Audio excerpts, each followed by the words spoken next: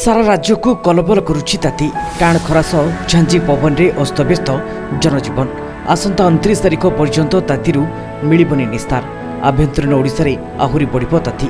Hit wave नै आभ्यंतरीण ओडिशा समेत उपकूल को सतर्कता जारी करा दैछि।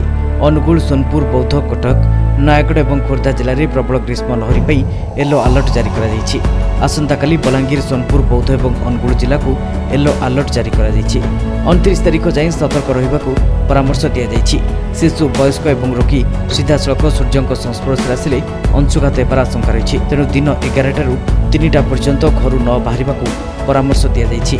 सूचनायोग्य जे राज्य में प्रचंड ग्रीष्म प्रवाह जारी रही आज 5 दिन जाए स्कूल बंद होछि। एने राज्य सरकार पक्षर निष्पत्ति नियाଯାଇଛି। राज्यर समस्त सरकारी और बेसरकारी स्कूल छुट्टी रहिबो। राज्य में लगातार वृद्धि घटुथिबा तापमात्रा और ग्रीष्म प्रवाह को दृष्टि रखी राज्य सरकार एभली निष्पत्ति नेछथि। Bureau report, headline Odisha.